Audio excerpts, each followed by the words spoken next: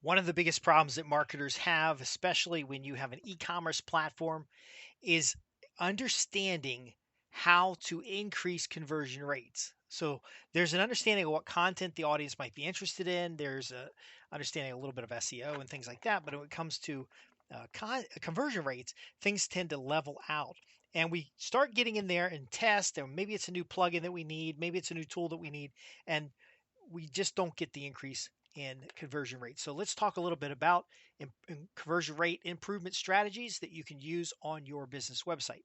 I'm Justin Hitt with Ad Briefing's Copywriting Tips. So I'm going to go over a number of tenets that we use when we're testing. So if I'm working for a client, we're managing 10, 15 websites for clients. We want to improve their conversion rate to increase their cash flow and boost overall revenue. We want to add more new customers to the business. And then, of course, we want to keep existing customers coming back. Now, many of the sites that we use this with are publishers, such as newsletter sites or expert sites. There are also topic specific blogs that do affiliate marketing or have subscriptions or sell the services of an expert. So this is perfect insight for the copywriter or the marketer who wants to improve the performance of their website. And then as you get into a marketing agency, you can actually use this with your clients themselves. I'm going to give you about 6 tenets here, and these will just get you started. But the key to understand is that when we change something, we can measure the results. Now, how soon can you see results? Well, typical results are going to come after about 28 days. So we don't have necessarily an immediate boost, because what happens is we have kind of a sales funnel in place where we're engaging a prospect on the website, we're generating leads, and then we're creating sales. And so if you have a long sales cycle, maybe you're selling an industrial product, then it could take months before you see a change. But if you're selling a transactional item, very often we have to have enough engagement, enough leads to see any sales. So the way it usually works out, for every one sale, you're going to have 100 leads, and out of every 100 leads, you're going to have about 1,000 engagements. So the biggest mistake people make when they start optimizing a website or optimizing a sales funnel is they start on the wrong end of the funnel. You always want to start where the money's at, because in a small improvement where the money's at can help you convert unconverted leads. It can help you get more from your house list.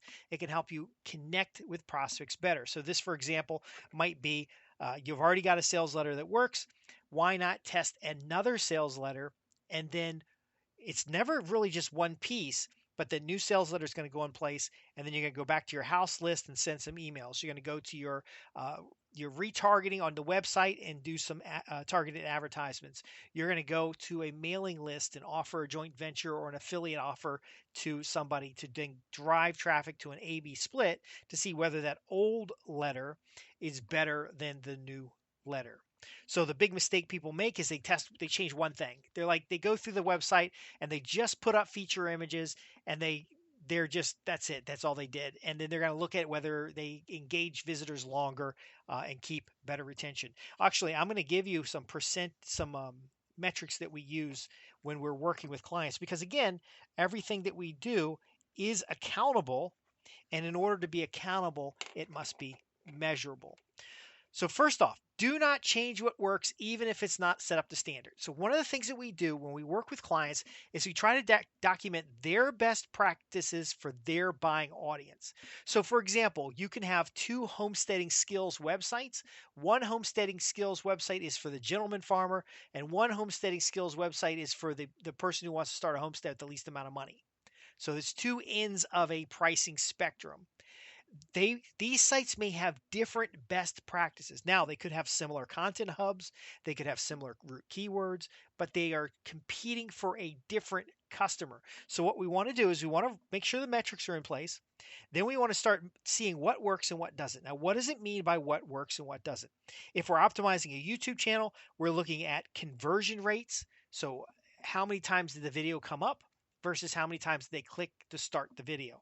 We're looking at average retention. When they started the video, did they watch 40% of the video, 60% of the video, or 80% of the video? We want a number over 50%. We're looking at subscriptions added. Was the content engaging enough in the sense that they want to see more, so they click the subscription. Now, I like to measure subscriptions and likes ads when we're not asking for them. Okay, so we want the organic subscriptions that we're creating. Now, of course, anybody who's watched your YouTube video, you can certainly go back and retarget them. So you can retarget anybody who's watched the video 60% or more. And then what do we do with those people? Again, we don't show them new videos. We get them into something that brings them to the website, because at the website, we can measure engagement rate, we can measure conversion events, we can measure total revenue. And these types of things give us an idea of what content is relevant. So if you embed a video on your page, recookie them, and do the remarketing and tracking everything, now we have a better set of data. So it's a huge mistake to go in there and just start changing things because you heard about a best practice. It's better to start working with the site and develop the best practices that are meaningful for the site itself, but do not change any page that converts. Now, we use a triple metric on every conversion event because we want to know statistically what is most likely to continue to work. So, for example, let's say you have 10 blog posts, and one of the blog posts doesn't have a very good headline, it doesn't have a very good featured image, it doesn't have a lot of things, but ultimately it converts at a higher rate. So, we have a higher engagement rate, people are reading more of the page. They convert, so we have a higher number of conversion events from that particular page, and the total revenue is there.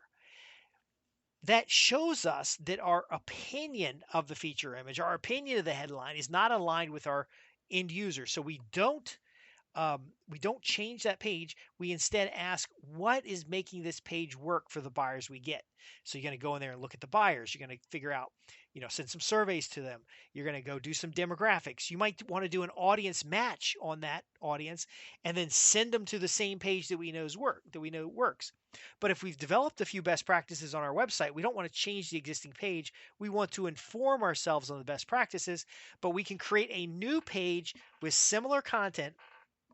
Maybe it's a different keyword set. Maybe it's a prequel article, which means something that introduces the topic prior to this topic, or maybe it is a post article that has the next steps. And then what we do is we A/B split that, and now we can see, are we aligned with best practices, rather than most people just go online, read about a best practice, start changing their site, and then they find out they don't know what works and what doesn't. Again, analytics must work correctly in order to know that your measures are accurate, because there are times where websites get too little traffic. Now, the reason we're starting on the sales is because if we can increase the number of sales you get with the traffic you've got, then you know that any more traffic that you get will be multiplied. I don't know if it makes sense, but if you already have a great store display and people come into the store and buy stuff, getting more people to come into the store is useful. It will lower the conversion rates because they're not as qualified as those who have already bought. But if you know you can convert, then it's worth scaling your campaign and you can get more money in faster. You want to know what you're going to optimize within the funnels, and then only change one thing. A lot of times when I'm talking about blog post best practices, and I'm offering my services, my team's services of feature image design, YouTube thumbnail design, um, content syndication, but none of that stuff is valuable if you don't have some kind of conversion. It's great for the pages that are getting no traffic, no conversion, no engagement, to go ahead and change a few things to get the page up to par. And what I mean to up to par, it means to implement as many best practices as possible. But you've got to do this quickly, and then you've got to give that page 28 days, 24 hours, 48 hours, depending on the volume of traffic, in order for it to start getting some statistically accurate measures. Now, how do we keep track of all this stuff? That's a big problem that I've had in the past. My clients have had it. I create a content vault that has the last time we've modified the page, the last time we published the page. So we go and make a bunch of changes to the page because the page has got zero traffic after 90 days, and this is a candidate for rewrite. We go in there, we make sure that the existing content has all the best practices in place: featured image, great headline, subheads, keyword density, a lot of the SEO factors. And then we let it ride for another 90 days or 120 days while we work on other stuff and see whether or not we get a pickup. What do I mean by pickup? That means that, again, engagement rates are increasing, conversion rates are increasing, total revenue is increasing. Now, how do we see these things? Well, we see them in our Google Analytics, we see them in our conversion tracking platforms, we see it on with other analytics tools or search tools.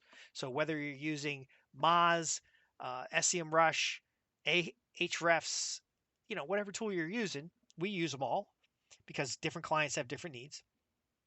But the underlying factor is we want to start with sales. We want to test the offer, the headline, the opening paragraph. We want to remove distractions. So you want to get that done first before we then start working on our lead generation pages. Because what good is a bunch of leads that don't convert to be customers? See, if your sales optimization isn't down, then and you got more leads, then you don't know whether it was the lead or it was the offer.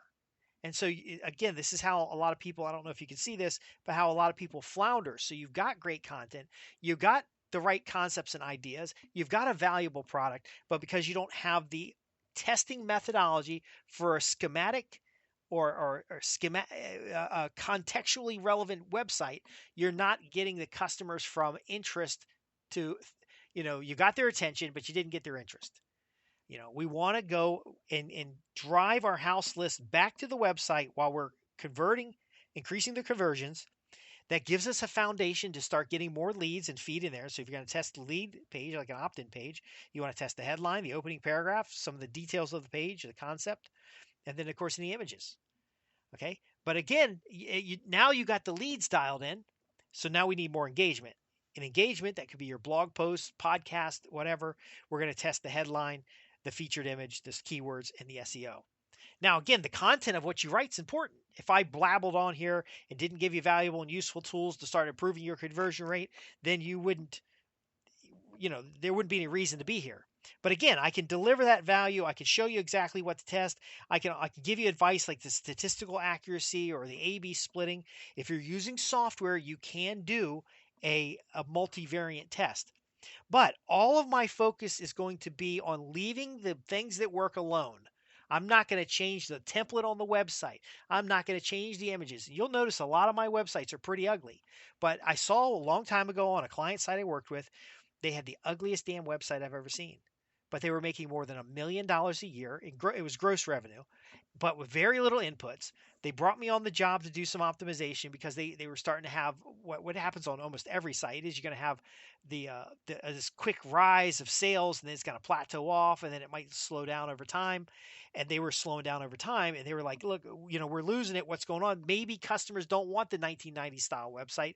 Maybe customers want a flashy new website. And I said, look, let's first go in here like we're database marketing.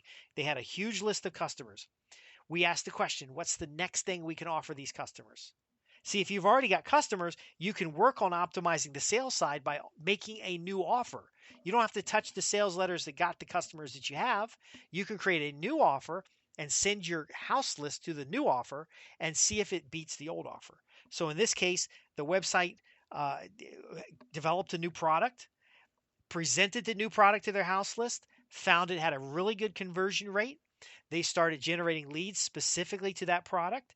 They got an okay conversion rate, but it wasn't as good as with their house list. Then they started building out content around their landing pages, around the sales letters, which got additional engagement and new traffic to the website. And then guess what we did? See, because they were excited. They got new business. This new thing was ramping up. It wasn't as strong as their other product. They now had two product lines.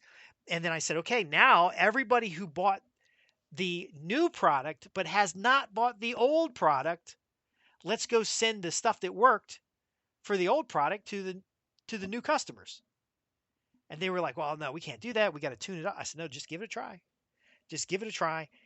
And they tripled their previous conversion rates. See, because the old sales letter, they have learned something and tried it in the new sales letter, proved that it worked for them, and now they got better customers, and now those better customers are already engaged. They're already, it's an easy sale, and it's a related product. Everything is all going to fall into place. But again, it's this approach, because if you have 100 leads on a list and you can't get any sales, then something's wrong with your sales letter. Something's wrong with the offer. Something's wrong with the value you're delivering. Maybe you attracted the wrong leads. It's hard to tell if we don't have these analytics in place, if we don't have this systematic approach. And then, of course, we're always determining what's statistically accurate. So if you've had 5 conversions on your website, that's not enough information to repeat easily. And usually by the time somebody comes to me and we're working on conversion rate optimization, they've got frustrated. So what they're doing is not working. They're too focused on the product, or they don't have enough staff in house to do the math and to do the deep dive stuff that we do, and that's okay. So what we end up doing is we clearly define their funnels. We reduce the test into actual little funnels. We've got a prospect funnel where we're looking at engagement.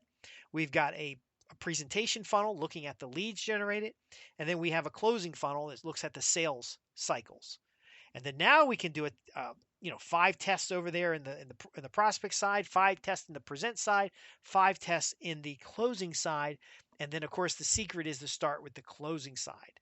Now, some customers come to me, they're clients, they have a lot of money, they've not done a lot of e-commerce, they've not done a lot of measured sales campaigns. Maybe they've had a bunch of salespeople going outdoors and they want to look for some more passive ways to increase the income and the revenue for their business. And so they come to me and they don't have a list. So we might do some engagement, or we might take the engagement that we can create and drive it into the sales funnel we know that works. But again, it's a funnel. And so when we're optimizing, we're going to do these little A/B splits. Now, I said doing 5 tests here, 5 tests there, those are A/B split pairs, and they're in topics that don't conflict with each other. But it is certainly okay if you want to increase your sales to find one place to do an A/B split, and then, of course, drive traffic to it and retarget and pay-per-click campaigns, and then see how that works out. But again, if we don't have the volume, you probably need about 100 sales. 1,500 sales was really good for audience matching and targeting, or finding additional segments. But again, we have to do this with structure. We have to understand the relationships between content. We have to understand what we're measuring. And what I often find is that when I go in to audit a client's conversion and marketing metrics, we find out the metrics aren't working well, so their Google Analytics doesn't track conversions well, or it doesn't have the proper conversion events. It's not tracking revenue properly. We find out that their marketing automation is losing people along the way. We find out that their actual ability to measure conversion is horrible. They don't know where the sale came from. That's called sales attribution. They don't know where the best leads are coming from. That's called lead attribution. So when we work with a client, we're going to do this systematic or schematic. So systematic means that we have a step-by-step approach. Schematic means contextually the keywords that you're ranking for are tied to the offers that you have. That way you don't get a bunch of customers who are interested in your keywords but not interested in buying a product. Because again, we're in a commerce business. We're not in the information giving away business. Next, you want to make sure that you're working in the right direction, starting with sales, because it's the sale that funds and the whole campaign. If you're not making any sales, then it's hard to justify additional services to optimize these other things. It is a little chicken and the egg. There is an investment that you have to make up front. But ultimately, once you start increasing the sales, then pretty much anything you do is going to be beneficial. Now, remember, though, if you have a highly converting sales letter and you start sending junk to it, then you're going to lower your conversion rates. So we have to have the analytics in place to measure that. We need to be able to do year over year measurements in case there's a seasonal variation in what you're doing. And then also there's a content variation. If you're relying on search engines, which a lot of folks are still relying on search engines, if the search engine decides it doesn't like you or it shadow bans you, you could have a drop of sales that has nothing to do with the content on your website. Now understand this. This is critical. When I do an audit for a client, I very often find out they had a sales letter that worked just fine until it didn't. And then when it didn't work, they started changing everything. Rather than putting a new A/B test in place, they didn't realize that the only reason the sales letter stopped working is because their competitor knocked them off. And the competitor went and was more aggressive with pay-per-click, was more aggressive with outbound telemarketing, was more aggressive with outbound sales letters or prospect newsletters. And essentially they dried up all of the organic traffic that they were getting before. That could as easily have been a algorithm change at one of the major search engines. But again, that's what we reveal in the content auditing to develop best practices, which we apply to the worst of what you have published on your site. I'm not talking about making new content. I'm talking about fixing the broken stuff and leaving alone the stuff that we know works. And then once we can beat the stuff that works, the what not works is relative. So if you've got a page that has 100 conversions a day, and you have a page that has 50 conversions a day, and you come along and produce a page that has 200 conversions a day, and after 2 or 3 touches that 50 never improves, you can just leave it alone. Or you can create more pages because it is healthy to have a few zero converting pages. Now again, why is that important? Because we don't want to break the 50 converting a day.